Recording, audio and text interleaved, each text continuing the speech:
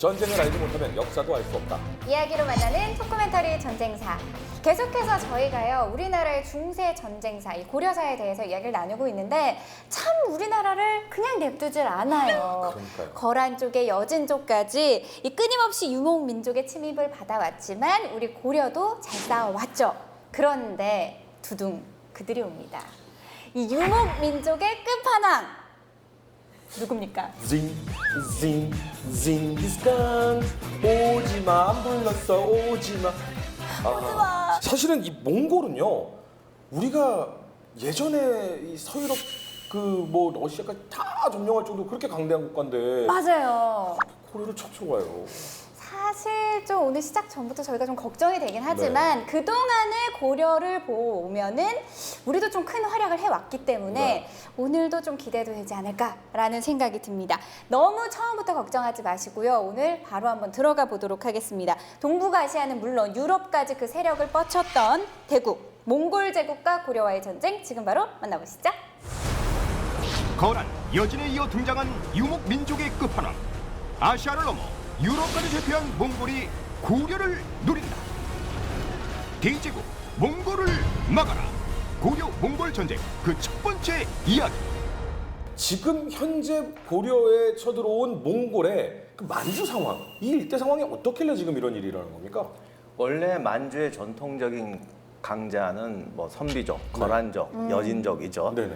예, 고려 전반기에는 우리도 했지만 거란 여진이 이제 만주를 제패했고 중국까지 들어가서 송나라의 이제 반쪽을 차지해서 북송을 멸망시키고 중국을 양분하고 있었는데 금나라가 상당히 셌거든요. 아니 중국 사람들이 진짜 무서워한 나라는 금나라였어요. 그런데 몽고족이 한번 들어오더니 그냥 가볍게 물리치고 만주 쪽까지 그냥 평정을 해버리는 거죠.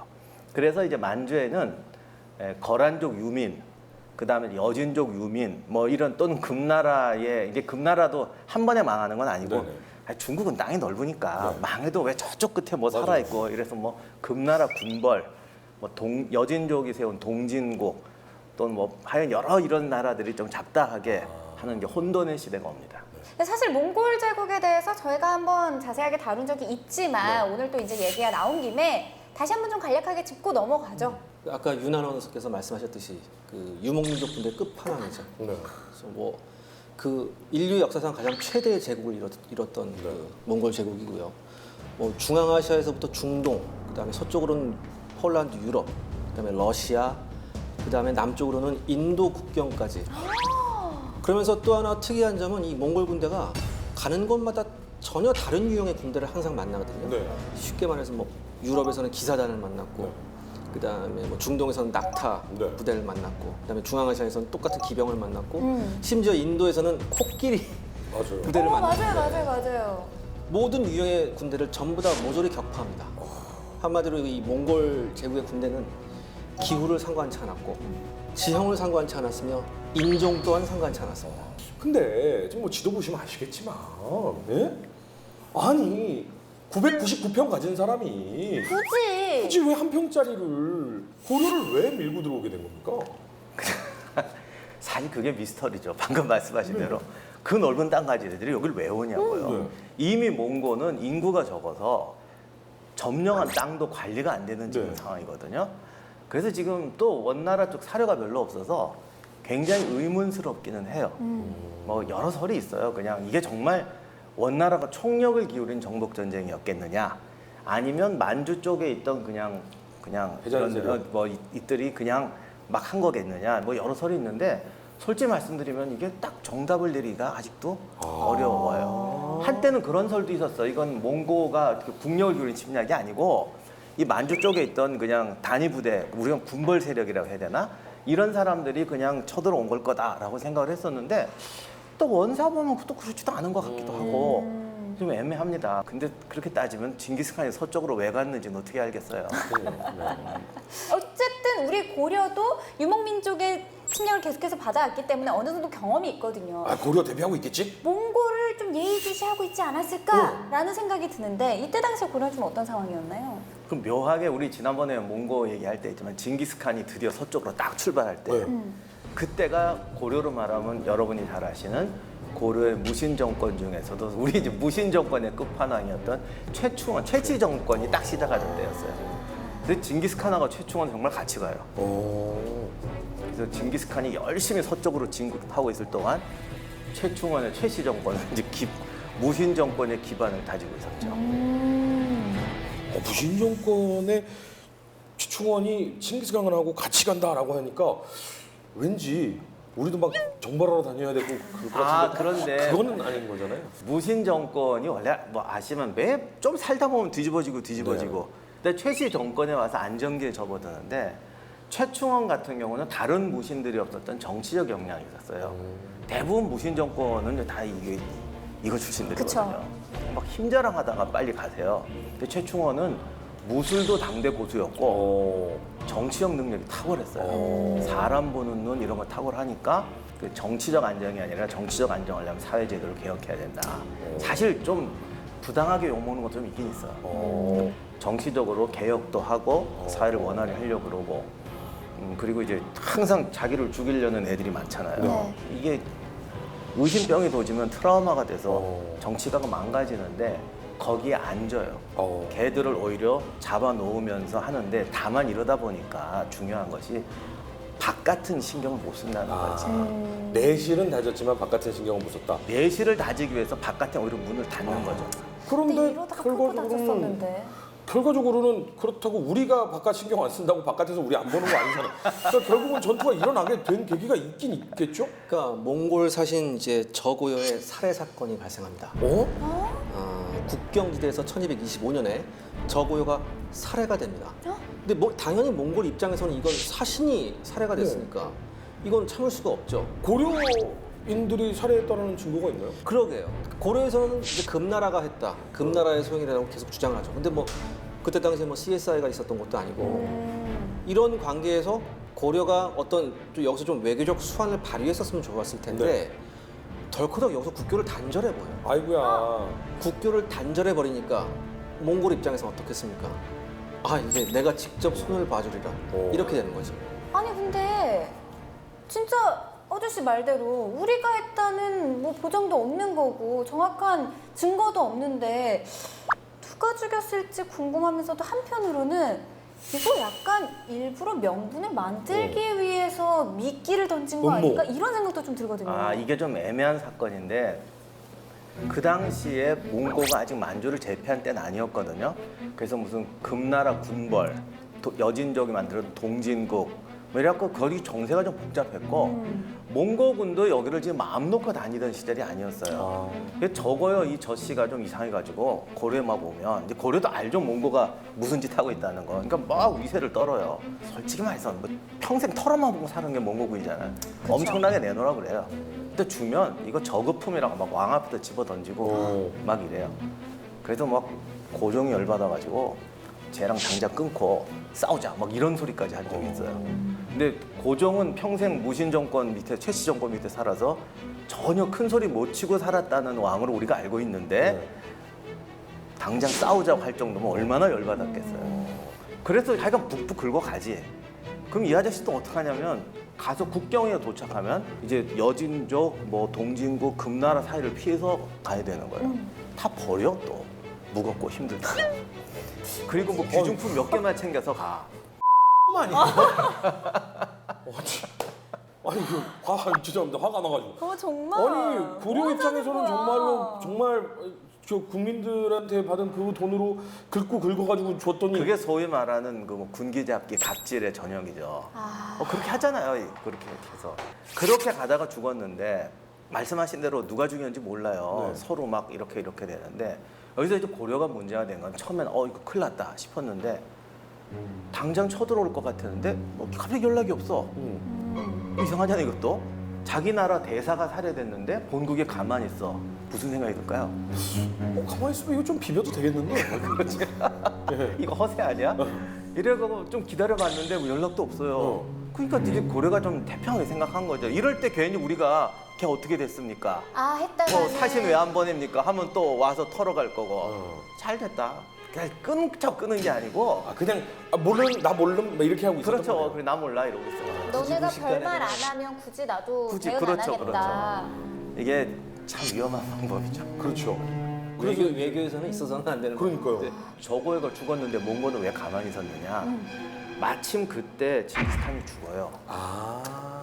그러면 몽고라는 나라는 우리가 몽고의 서방 원정이 거기서 멈춘 것도 징기스칸이 죽으니까 다 다 돌아가죠. 돌아가죠. 예, 그래서 걔들은 다 그 머나먼 몽고까지 돌아와서 회의해가지고 다시 칸 뽑고 다시 가잖아요. 오고 가는데 3년이에요. 그지 몇 년간 조용할 수밖에.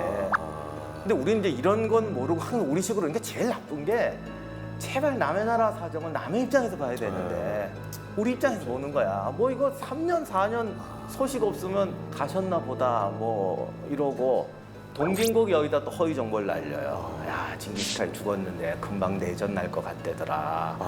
뭐 이번에 누가 새로 왕이 된다는데 걔는 쑥 깡패라 형편없는 놈들이더라. 그럼 니네는 어떡하냐? 우리도 거래하냐 요즘에 걔랑. 거기서 이게 조금 더 파고 정보를 얻었어야 되는데 이때 시작된 게 아몰랑이군요. 그렇죠 아몰라. 아몰랑. 그래서 동진국이 또 근데 흘렸다고 동진국한테 책임을 뒤집어 씌울 수도 없는 게 그럼요. 쏘은 게 잘못이죠. 그럼요. 그거는 하여간 탓할 수 뭐, 없죠. 하여간 동진국이 우리도 이제 거래 안 한다.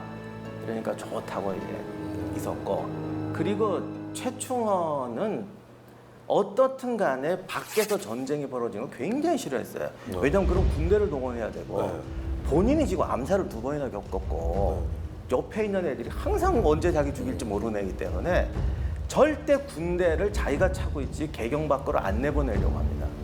그래서 용사들을 뽑아서 야별초, 삼별초 같은 거 만들 때 얘들을 내 곁에 두는 거지 밖에 절대 안 내보내려고. 전쟁용이 아니라 자기 보호용으로. 가능하면 얘들 안 보내고 어떻게 좀 해결하자.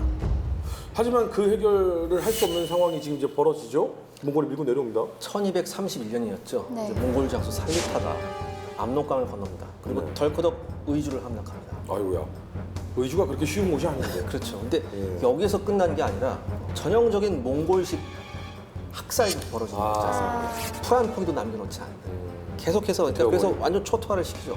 근데 정작 이 고려 조정은 몽골군이 의주 코앞까지 왔을 때까지 전혀 눈치를 채지 못하고 있었어요. 네.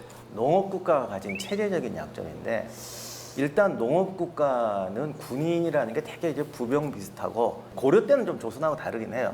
고려는 이제 중세 기사 같은 좀 그런 집단이 있긴 했는데 어쨌든 전시 체제를 유지하는 게 국가에 굉장히 부담이 돼요. 그렇죠. 그러니까 우리가 생각할 좀 비난할 정도로 방어 태세가 허술하진 않아요. 예를 들면 임진왜란 때 우리가 뭐 노세하고 전혀 준비 안 했다 그러는데 하긴 했죠. 근데 문제는 이거 가지고 상대를 막아낼 만한 준비를 하고 있냐라는 것과 그냥 내선에서 적당히 준비하는 건 다른데 이번 경우도 좀 그런 게 있었죠. 근데 그래도 저고요가 죽었을 때 어느 정도 조금 준비는 했어야 되는 거 아닌가요? 그게 이제 어떻게 보면 그런 건데 한 5년 동안 안 왔으니까 5년 동안 비상 상태를 유지를 못해요. 원래 그게 우리나라뿐만 아니잖아요. 군대라는 게 생산 조직이 아니잖아요. 그렇죠. 그 지속적인 소비 조직이니까 이거를 최고 경계태세로 뭐 몇 년씩 끈다. 이거는 당시 고려 가난했던 어느 고려에서 나라나 그래요. 예를 들어 군인들이 마을 앞에 참호하고 저기 쳐들어서 지키고 있어요. 처음에는 마을 주민이 밥도 해주고 막 그러지. 한 1년 동안 그러고 있어봐. 안 가냐? 이거 언제 맞아? 그렇죠. 1년이 뭐예요? 사실 한 달도 그게 길어지는 건데. 니네 그냥 여기 살고 싶어서 온 거지. 이제 그리고는 자꾸 이제 믿고 싶어지는 거야. 저기 안 올 안 거야. 오겠지. 이거 뭐 괜히 이러는 거 아닌가 이런 게 생기고. 그리고 계속 말씀드리면 최씨 정권의 최대 약점이 하여간 바깥의 위험을 가능한 한 대외 위기는 없다라고 자꾸 밀어붙이는 게 있고. 그리고 이제 사실은 사건이 하나 있었는데 어쨌든 우리나라를 들어올 때 제일 첫 번째 오는 게 의주예요. 네. 이게 항상 의주에는 그래도 군대를 두거든요. 근데 당시 의주군 방어사령관이 조숙창이라는 장군인데 우리가 얘기를 안 했지만 그 전에 거란 유민들이 고려에 들어온 적이 있었어요. 그때 고려군하고 몽고군하고 합세해서 그 거란 유민을 쫓아내는데 그때 활약했던 장군이 조충이라는 장군인데 그 조충의 아들이에요. 근데 이 조충이 몽고군 장군하고 잘 사귀어가지고 뭐 의형제도 맺고 그랬거든요. 이게 딱 쳐들어오면 항상 모든 전쟁은 1차 방어선에서 막아줘야 된다고. 그렇죠. 우리가 최고의 전쟁 영웅은 우리 지난번에 그 레판토 해전 할 때도 그랬지만 그 피부 가죽 벗겼다는 브라고사라는 총독이 키프로스에서 6개월 이상 끌어줬잖아요. 네네. 그 바람에 연합군이 만들어지고 말타도 구원받을 수 있었죠. 네. 이런 사람이 진짜 최고 공로자거든요. 그렇죠. 그래서 1차 방어전에서 무조건 죽더라도 버텨줘야 돼요. 근데 덜커덕 항복을 해버린 거야 얘가. 조충 장군요? 내 아들이. 아들이. 우리 아버님이 옛날에 몽고군하고 의형제도 맺고 저 그 사람 아들입니다 하고 덜커덕 항복을 해버렸어요. 의주가 항복을 하면 안 되지. 그렇죠. 왜냐면 모든 병력이 되게 거기 집중되거든요. 예. 근데 거기서 덜커덕 항복을 해버리니까 뒤에서 준비할 시간이 없는 거죠. 오히려 철산이 막아줘요. 근데 철산에서는 보름을 버텼는데 우리가 수성자는 잘하잖아. 네. 잘 버텼는데 의주가 너무 빨리 떨어지는 바람에 식량이 보름만 여기 식량이 떨어져. 그러니까 이게 의주에는 분명히 3개월, 6개월째 식량을 모아놨을 거예요. 근데 여기는 철산은 싸우다가 알고는 다 있어요. 몽고군은 저항하면 다 죽인다는 거. 네. 그래서 보름 싸우다가 식량이 떨어지니까 주민들은 곡물 창고에 넣어서 불질러고, 그러니까 자결하는 군인들은 자살하고. 그래서 이제 장렬한 전사를 하는데 요 덕분에 그나마 고려가 보름의 시간을 보냈죠. 아 근데 의주는 사실 예전 뭐 고구려 때부터 시작해가지고 항상 중요한 요충지로서 참 많은 전투가 벌어졌던 그러니까 곳이고. 거란 전쟁 때는 흥화진이 한 번도 안 떨어졌어요. 네. 네. 근데 이건 그냥 항복해버렸고. 아, 저 조충 아들 진짜 밉네.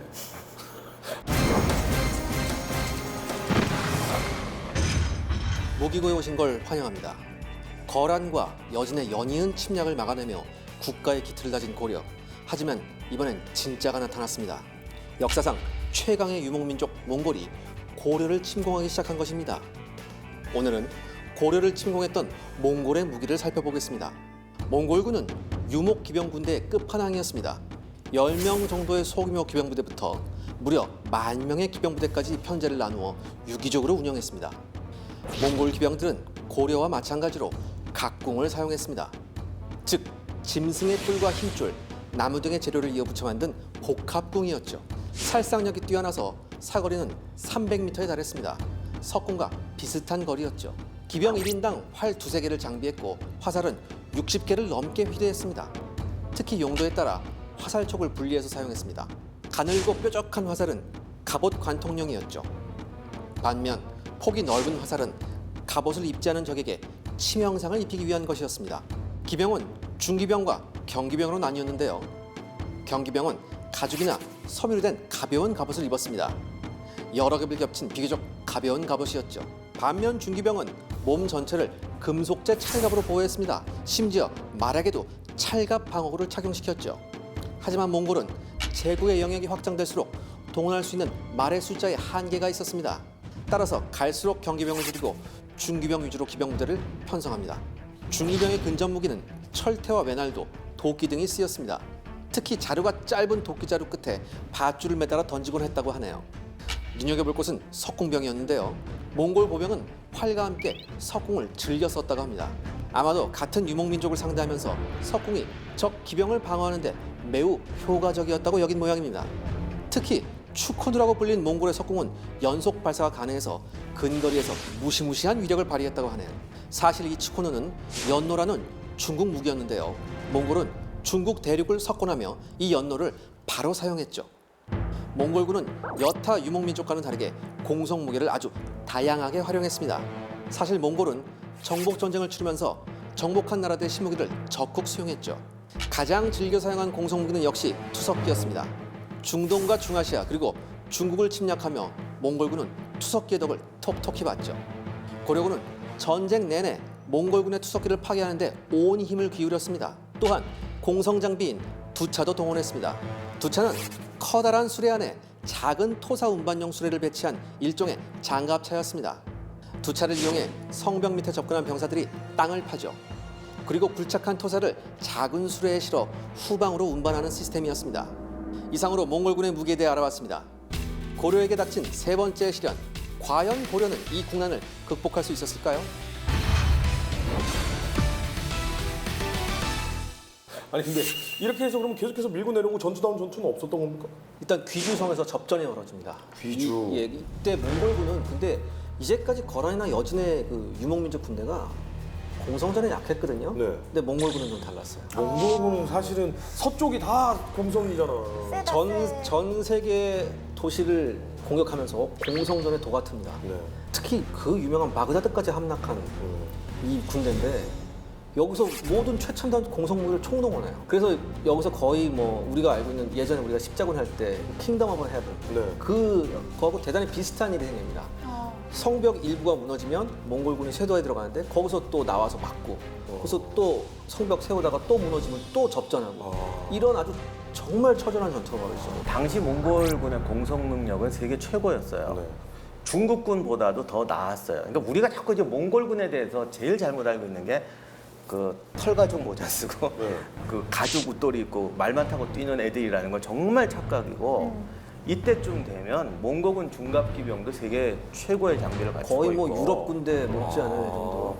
그다음에 이제 공성 무기는 이슬람 애들 데려와가지고 그거를 보고 유럽도 배우고 중국도 배웠을 정도로 최첨단의 공성 무기들을 가지고 있었고 그 투석기 같은 건 우리 전에도 십자군 할 때 트라브셋이라고 지렛대로 날리는 네네. 이 세계 최강의 성벽 무너뜨리는. 예, 투석기고 그 다음에 얘들이 공성전을 얼마나 많이 했냐면 전 세계에서 요새가 제일 많은 곳은 중앙아시아 지방이에요. 우리 전에 왜 핫사신파 얘기도 했잖아요. 네네. 90도 절벽이 네네. 있는데 여기 성벽이 어느 정도로 발달했냐면 우리 그동안 많이 했지만 동로마 제국할 때 콘스탄티노플을 1000년 동안 지켜놓은 삼중 성벽 얘기했잖아요. 네. 중앙아시아에는 기원전 7세기 아시리아 때 벌써 그런 삼중성이 있었어요. 와. 우리가 수성전 잘한다 했는데 훨씬 이전부터 발달하고. 그렇죠. 그리고 콘스탄티노플의 삼중성은 평지에 있잖아요. 네. 네. 거기는 산에 있어요. 산 위에요. 산 위에 삼중성이 있어요. 똑같이 생긴 성이. 그거를 이미 1200년이니까 거의 2000년 전에 벌써 중앙아시아에 그런 성을 쌓고 그렇게 쌓아온 거예요. 거기를 다 뚫고 지나온 게 몽골군이에요. 그러니까 달리 유목민족 군대 끝판왕이라는 그러니까요. 얘기가 달리 있는 거예요. 그래서 이들이 귀주성으로 몰려왔는데 귀주성에서 어마어마하게 잘 싸우죠. 제일 좋은 게 기자님 말씀은 킹덤 오브 헤븐인데 거기서 벌어진 장면이 다 나와요. 그러니까 맞고 뚫고 뚫었더니 또 맞고 계속해서 치고받고 하는. 거기다 더 처절하지. 왜냐하면 킹덤 오브 헤븐은 왜 중간에 한번 성벽이 무너지잖아. 네. 그랬더니 밀고 들어오니까 얘들이 몸으로 막잖아요. 네. 고려군은 그 정도가 아니라 성벽이 3번 무너지거든요. 근데 한 번은 몸으로 막고 두 번째는 목책 같은 거 세웠는데 거기서 이제 서로 불 지르고 하면서 막고 마지막에는 쇠사슬로 막아서 이제 나무로 막으면 안 되니까 쇠사슬로 막았더니 얘들 2번이나 뚫으려다가 백병전에 깨졌잖아요. 그래서 천하의 몽고군이 돌진을 안 하고 무너졌는데 이걸 또 돌격해야 돼 말아야 돼 하고 고민하고 있었대. 그걸 보고 고려군이 뛰어나가요. 우와. 나가서 몽고군을 쳐서 깨트려요. 어머! 근데 이거 굉장한 결단력 아닌가요? 보통은 나가면 안 불리해지는 거 아닌가요? 이건 결단력만 갖고 되는 거 아니고 실력이 있어요. 실력 있어야죠. 진짜 잘 싸워야 되는 거죠. 실력도 필요하고 운도 필요하고 와. 그리고 사실 솔직하게 그 순간에 잠깐 확 돌아야 돼요. 그렇죠. 예. 예를 들어서 뭐 야구에서 코리안 시리즈나 이런 거 할 때도 좀 이렇게 이런 선수가 하나 나와야지 이기잖아요. 그러니까요. 그것도 마찬가지였습니다. 그렇게 따지자면 사실은 우리가 몽골 얘기 때 못했지만 몽골군을 떨어뜨린 최초의 국가 아니에요, 그러면? 글쎄, 뭐 몽골군도 전투에도 진 적은 있었겠죠. 작은 전투. 그러나 어쨌든 중요한 거는 네. 몽고의 최정예병하고 붙어서 단지 수성만 한 것이 아니라 치고 나가서 네. 이런 식으로 싸워 이겼다. 와. 사실 킹덤 오브 헤븐보다 이게 더 영화로 만들면 더 재밌고 그러니까. 더 다양한 스토리가 있어요. 막걸리를 한 잔 먹어야 되겠는데. 기분 좋은데요? 근데 여기 이렇게 된 데는 사실 그 전사가 좀 있어요. 네. 그러니까 잘 싸우려면 전문가가 있어야 돼요. 그 전에 귀주성에서 몇 가지 사건이 있었는데 네. 몽고군이 기동전을 잘하잖아요. 네. 그러니까 얘들이 우리가 왜 계속 끝판왕 그러냐면 거란족이 쳐들어왔을 때도 걔도 똑같은 경기병이잖아. 근데 거란족도 흥화진, 철산, 통주, 곽산 이렇게 내려왔거든요. 네. 이번에 몽고군은 그렇게 안 해요.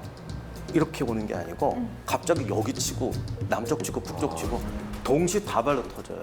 전격전을 한 거네요, 그러면. 그러니까 정말 황당해요. 그러니까 고려군 입장에서 보면은 훨씬 남쪽성이 공격을 당하는 거야.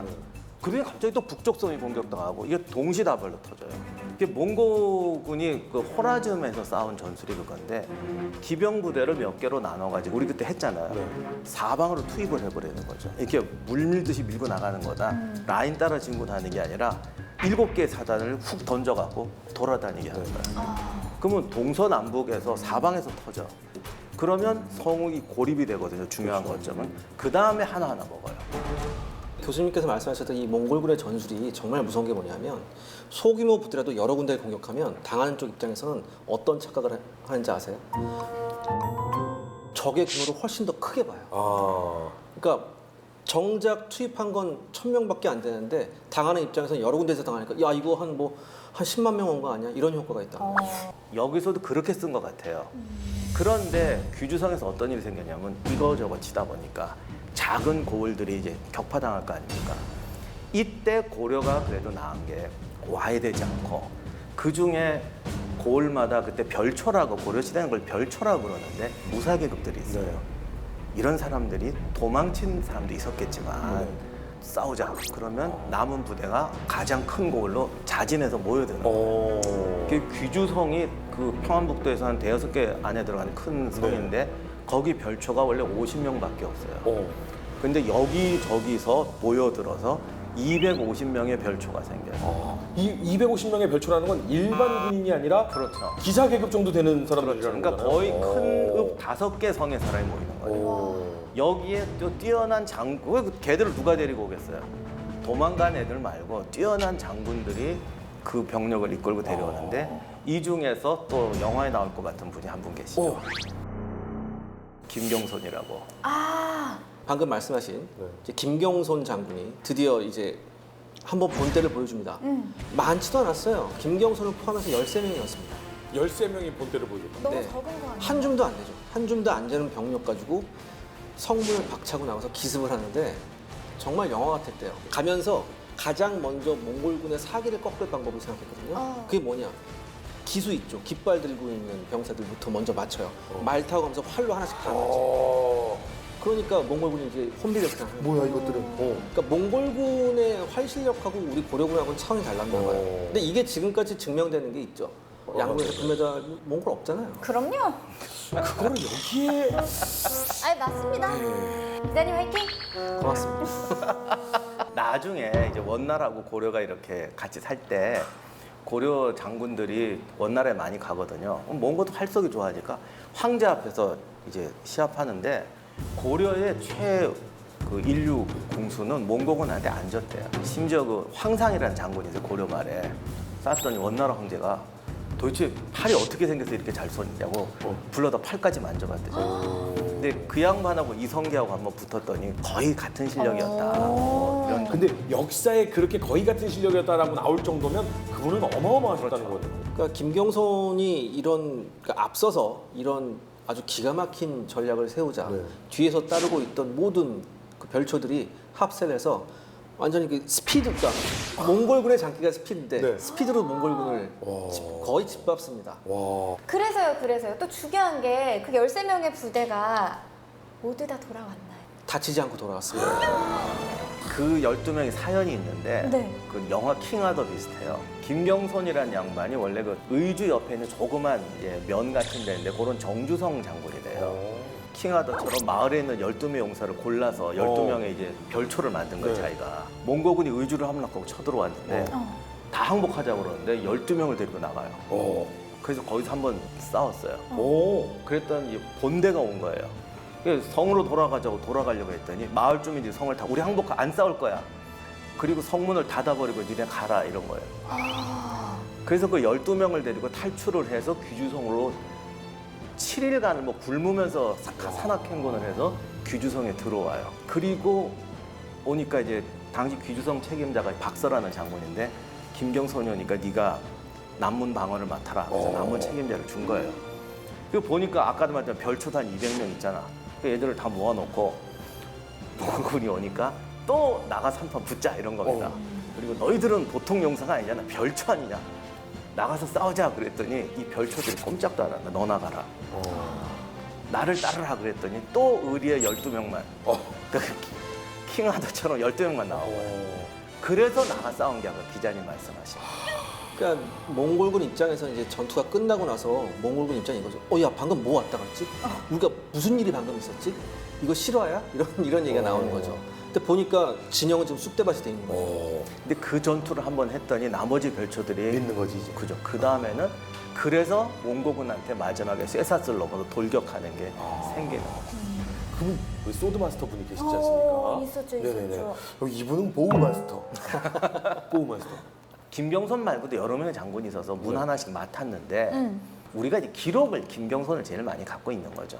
남문 방어전 할 때도 세계 최강의 투석기를 날리는 몽고군하고 붙어서 이제 우리도 투석기 쏘고 날리고 하면서 막아내는 겁니다. 이때 수송전을 할 때 그 몽골군이 쏜 투석기에 그 김경선 장군 머리가 거의 스친 적도 있다고 하더라고요. 그래서 근데 이럼에도 불구하고 김경선 장군이 끝까지 자리를 지키고 싸웠습니다. 그렇기 때문에 이걸 본 별초들은 교수님께서 말씀하셨듯이 끝까지 같이 싸우고. 그렇죠. 고려사에는 이런 기록이 있습니다. 네.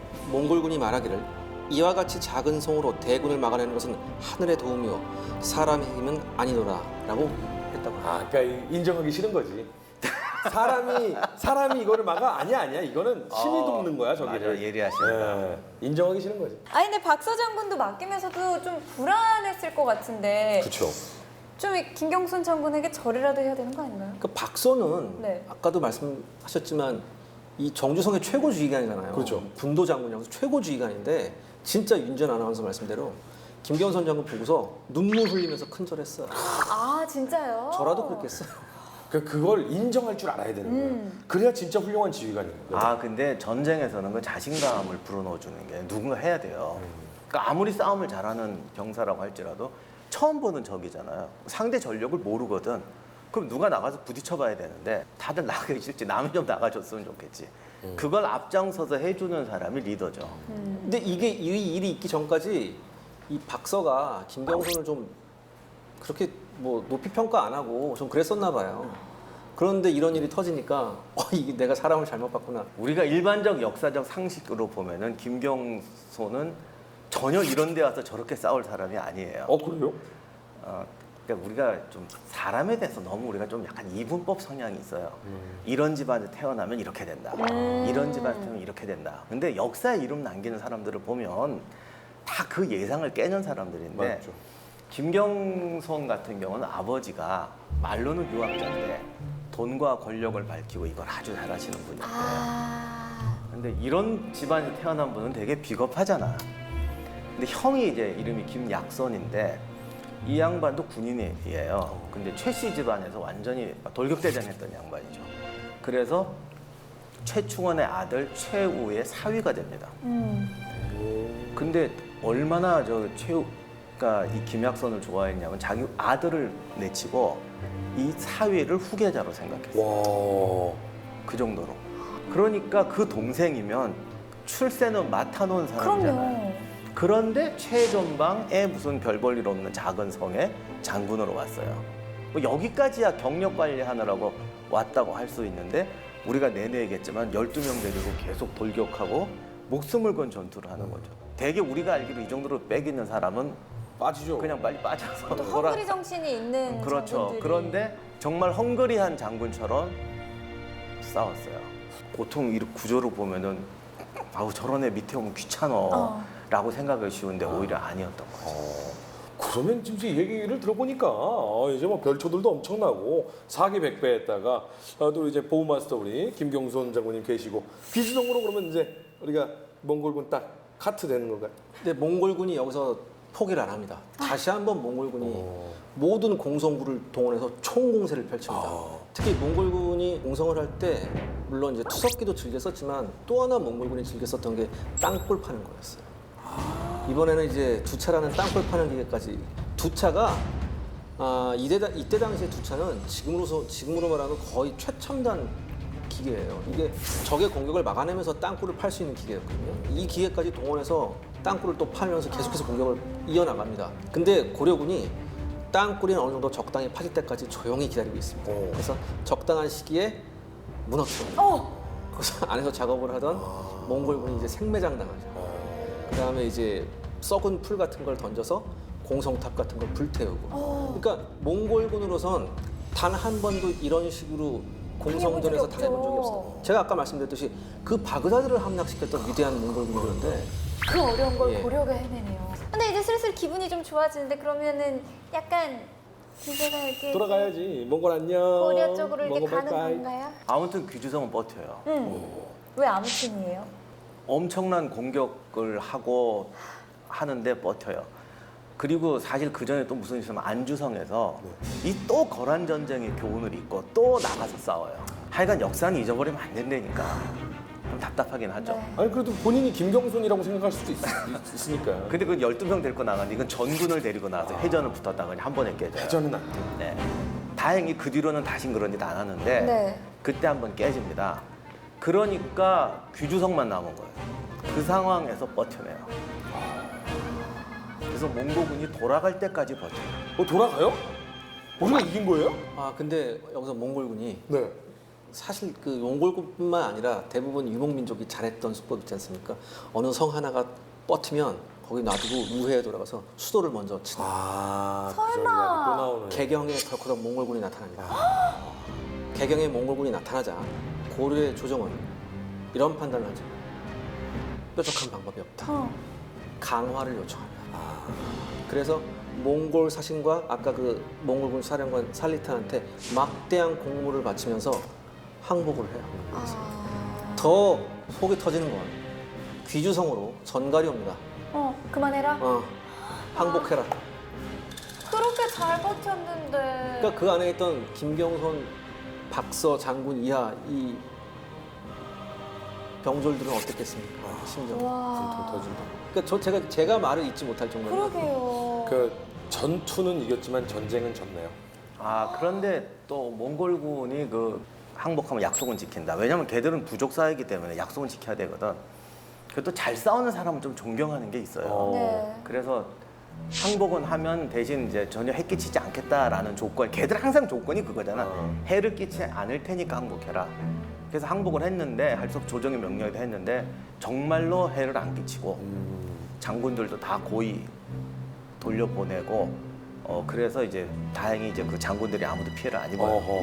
다만 이제 뭐 여기 말고 자주성이라는 데서도 지키거든요. 네. 근데 거기도 이제 똑같은 방식으로 이제 항복을 해요. 그랬는데 이 조정이 여기는 또 항복을 조정해서 항복하라고 했는데 안 했어. 군대가 왜 지키고 있는데 항복하냐고. 그래서 몇 번 이렇게 거부를 했더니 누가 화가 좀 난 거야. 그래서 나중엔 잡아다가 몽골군 넘겨 죽이라고 그랬어. 어머. 그랬더니 서경에다 데려다 놓고 죽이려고 그러니까 몽골군 관리가 본 거예요. 쟤 뭔데 죽이려고 하냐. 그랬더니 자주성에서 명령 불복종으로 죽이려고 한다고. 그랬더니 몽골군 장수가 아니 우리도 살려주는데 니네가 왜 죽이냐. 당신 나라에서 보면 정말 영웅인데 저런 사람 왜 죽이냐고 몽골군 사신이 말려가지고 안 죽습니다. 아니 근데 그나저나 그렇게 잘 버텼는데 결국에는 수도가 포위가 되면서 이렇게 되는 게 너무너무 안타깝거든요. 아 근데 다만 한 가지 여기서 항복이라는 거는 처음에 몽골군이 제가 말씀드렸죠. 이게 무슨 전략적 목표를 갖고 들어온 건지 털러 온 건지 좀 애매하다고. 확실히 애매한 게요. 이 항복이 그런 항복이 아니에요. 우리가 생각하는. 얘들 내는 조건이 이런 거예요. 돈 얼마 좀 갖게. 우리 목표는 100억이다. 100억을 주면 그냥 집에 갈게. 50억을 주면 50억어치만 털고 갈게. 한 푼도 안 주면 털어서 100억 채워서 갈게. 뭐 선택해. 이렇게 한다니까. 이 항복이라는 게 이런 거예요. 그러니까 이 애초에 우리 고려에 온 것 이 목적성도 잘 모르겠는 이 부분이 왠지 여기서 끝이 아닐 것 같다는 생각이 좀 들거든요. 이제 시작입니다. 이제 시작이에요. 계속해서 무리한 공물을 바치라는 요구를 계속해요. 그러니까 이게 살 수가 없죠, 사람이. 뭐 그대로 그냥 약속을 지켜서 돌아갔다고 하긴 하지만 약속은 잘 지켜. 우리 바이킹 한 것처럼 바이킹, 바다서 약속으로 돌아는 돌아가. 가. 근데 또 다음에 다른 애가 오지. 와. 그 얘들 다른 애가 아니라 다음에 또 와. 그래서 이번에 얼마 주면 돌아갈게. 계속 털어먹어. 그래서 이제 몽골군은 이 이후에 그냥 돌아가진 않죠. 분명히 우리 돌아갈게 하지만 감독관을 놔두고 갑니다. 예, 감독관들을 개경에 놔두게 되죠. 자기들 말로는 나르가치라고 하는데 72명의 감독관을 놔두고 돌아갑니다. 많이 끝난 건데. 근데 이 감독관들이 그냥 가만히 그냥 옵저버가 아니죠. 네. 그러니까 이게 쉽게 말해서 우리가 어마어마한 눈치를 봐야 되는 그런 사람들이에요. 아니 그러면 강화도 맺고 몽골 군대는 돌아가고 다루가치들은 감시하고 좀 있으면 또 털로 또 올 것 같고. 그렇죠. 이 항복이 전략적 항복이 아니고 네. 그냥 이번에 내가 털었다라는 그렇죠. 거거든요. 그러면 얼마든지 또 털로 털로 올 온다는 수 거지. 뭔가 계획을 좀 세워야 될 것 같은데요. 근데 이제 이 다루가치를 통해서 몽골이 정말 어마어마한 요구를 하기 시작해요. 우리가 원하는 만큼 못 털었으니 뭐 더 다오, 뭐 더 다오. 근데 이 정도가 고려 정부가 감당할 수 없을 정도였어요. 그래서 끝내 고려 정부는 다시 한번 몽골과 어쩔 수 없는 대결을 해야 된다는 생각을 했죠. 그래서 수도를 개경이 아닌 강화도로 옮기는 그런 천도를 하게 됩니다. 수도를 강화도로요? 네네. 왜 굳이 강화도인 거죠? 이 강화천도는 그 전에 먼저 왜 이런 강화천도를 하느냐라는 전략적 판단이 중요한데 당시 이제 고려의 집정자가 최후인데 최충원도 뛰어났지만 정치가로서 정말 탁월했던 사람이 최후예요. 무신정번이라고 욕을 많이 먹어서 그렇지 그것만 빼면 굉장한 능력자였거든요. 근데 판단이 굉장히 빨라요. 딱 판단한 거 한 번 전쟁을 겪었잖아요. 네. 두 가지 사실을 딱 판단해요. 첫째, 방금 말씀하신 것처럼 얘들은 또 털어먹으러 온다. 분명히 털어먹으러 온다. 두 번째, 얘들은 장기 주둔할 병력도 없고 이유도 없다. 그건 다시 말해서 와서 털고 간다. 태풍처럼. 네. 그러면 우리가 막을 수 없다면 피하면 될 것 아니에요. 일단 수도가 안전해. 머리가 살아있어야 통제를 하지. 우리가 좋게 보면 거기부터 시작하고 몽고 전쟁 때의 어떤 정부의 국토 방어 전략은 무엇이냐는 다르게 또 봐야 될 것 같은데 일단 강화천도를 한다는 건 확실한 건 하나예요. 몽고한테 항복하지 않고 버티겠다. 근데 저도 딱 강화로 옮겼다라는 얘기를 들었을 때 아주 단순한 생각으로 저 지도만 봤을 때는 지금 물이 이렇게 있기 때문에 말이 갈 수 없을 것 같아요. 그러니까 강화천도의 제일 포인트는 방금 말씀하신 것처럼 몽고군은 물을 무서워한다. 물론 잘못된 통설이죠. 그래요? 그러니까 이렇게 물 단순하면 좋아해요? 안 되는 것 같아요. 아니, 그러니까 강화천도에 대해서 여러 가지 오해가 많아요. 첫째, 몽고군이 물을 못 건넌다는 건 그건 아니다. 뭐 걔들이 이교보시에도 물에만 들어오면 죽을 텐데 얘들이 건너겠냐? 뭐 걔들이 물에 들어가면 녹냐고. 건널 수 있어요. 염산바다. 그러나 방금 얘기했듯이 처음 판단은 얘들이 한 6개월, 3개월 동안 쓸고 돌아간다는 거예요. 네. 강화도를 건너려면 어쨌든 배를 만들고 도하 작전을 준비해야 되는데 여기 시간이 많이 걸려요. 그건 이 사람들이 원하는 스타일이 아니죠. 그러니까 최후 판단은 시간은 벌 수 있다. 어쨌든 평지를 달리는 것보다는 힘들다. 그다음 강화도 앞이 3면이 다 강하구인데 네. 강화도 가신 분은 아시겠죠? 저 좁은 데가 바닷물이 들어오기 때문에 굉장히 물살이 셉니다. 근데 지금 배는 올라가지만 옛날 그 돛담배는 노젓는 배는 조류가 안 맞으면 조기를 못 가요. 그 다음에 강화도가 지금의 강화도를 생각하시면 안 됩니다. 우리나라 서해 섬들은 우리 배아죠 리아스식 침강 해안이잖아요. 저게 원래 육지에 있을 때는 산 중턱 이상이라고요. 평지는 다 물에 들어갔고 섬이라고 우리가 알고 있는 거는 우리가 생각하는 그런 섬이 아니라 그냥 여기 보이는 산봉우리 중간을 자른 거라고 생각하시면 돼요. 그럼 그게 중간에 잘랐으면 뭐가 없겠어요? 평야 하나도 평지가 없어요. 없죠. 이게 지금 보시는 강화도의 넓은 땅은요 다 간척한 거예요. 언제 했는지 모르지만 고려 시대부터 조선 시대까지 계속 간척한 거예요. 그래서 그 당시에는 굉장히 뾰족뾰족하고 해안선도 굉장히 복잡했어요. 그리고 지금 강화도에 가면 그게 없는데 그거 다 메꿔가지고 해안선이 갯벌 진창이었습니다. 말이 제일 무서워하고 싫어하는 게 진창이에요. 그러니까 이런저런 요소를 보면 평지가 아니고 산 이러니까 방어하기 좋고 물살 빠른 조류에다 진창 이것이 몽고군이 못 들어오게 하는 건 아닌데 상당한 준비와 시간을 필요로 한다. 몽고 스타일 아니다. 네, 그래서 그 전에 살레타압이라고 당시 사령관 한번 만나러 고려 사신이 갔죠. 네. 갔더니 쉽게 말하면 이게 어디 정규군이 아니라 하늘을 보면 완전히 무슨 깡패 산도적 같아요. 명색이 국가의 사신이 왔는데 네. 시녀들 끼고 이러고 파티하고 있는 거야. 고려를 무시해서가 아니라 원래 얘들 하는 게 그렇게 사는 거지. 영화에서도 보면 그러더라고요. 그 사신이 딱 가니까 한참을 술 먹고 놀고 있잖아요. 뭐라고 그랬는지 아세요? 항복할 거냐, 싸울 거냐, 이거 마음대로 해라. 근데 중요한 건 빨리 말해라. 나 바쁘다. 싸우려면 싸우고 항복하려면 항복하고 거래하면 거래하고 해. 빨리 말해. 나 바빠. 어떻게 보면 기분 나쁘다. 이런 식으로 하니까 최후가 눈치를 챈 거예요. 이런 애들은 걔들이 배만 들어서 강화로 들어오겠어요? 그 시간에 털러 다니겠어요? 물론 백성들 우리 그런 입장에서 보면 그렇지만 장기적인 전략에서 보면은 어쨌든 강화도로 쳐들어오기는 쉽지 않다. 이게 1차. 어찌됐든 어느 정도의 성과가 있었지 않나라고 느껴지는 게 몽골이 강화도를 직접 공략한 적은 없잖아요. 그러니까 그 판단 자체는 맞았어요. 네. 그리고 이제 강화도가 수도가 된 게 또 하나 중요한 거는 정부가 숨었는데 다른 군현하고 연락이 끊어지면 정부가 아니죠. 아, 그렇죠. 예, 그리고 이제 돈이 있어야 뭘 하지. 그렇죠. 세금을 걷어야 되는데 육로 몽골군이 휩쓸고 다니는 땅에서 육로로 세금을 어떻게 날라와요? 그리고 몽골군이 있어서 못 내겠으면 다음 또 할 말이 없어요. 세금 맞춰. 가다가 몽골군한테 털렸는데요. 그러면 방법이 없어요. 그렇죠. 할 말이 없죠. 그런데 강화도는 바닷길이 열리잖아요. 서해안에. 그래서 우리나라 세금 내는데 제일 중요한 땅이 경기 평야하고 호남 지방인데 이쪽이 해안길로 연결이 되거든요. 그러니까 조세가 들어와요. 그리고 강화도가 저 북쪽에 예성강, 임진강, 한강, 요즘 말로 하면 고속도로 3개가 연결되는데 그렇죠. 황해도 연백평야, 경기평야, 그 안성 쪽에 나오는 것까지 평야지대가 연결되니까 교통로상으로는 이렇게 좋은 데가 없죠.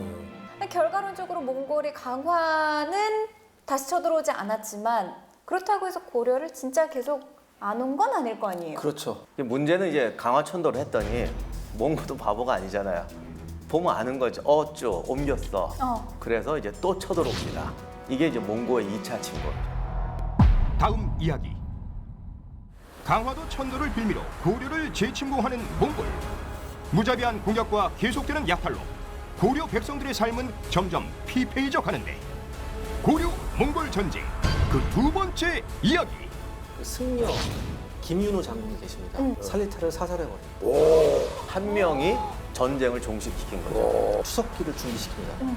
그리고 몽골군의 추석기를 딱 배치가 끝나자마자 산성 안쪽에 있는 추석기로 몽골의 추석기로 격파해버립니다. 근데 여기서 이제 큰 변화가 나는데 몽골군의 전략이 바뀌어서 진짜 초토화 작전으로 나와요. 이때 포로가 20만 6천 명이에요. 고려 인구의 5%입니다. 근데 여기서 아마 우리나라 외교사에서 가장 극적인 사건이 벌어져요.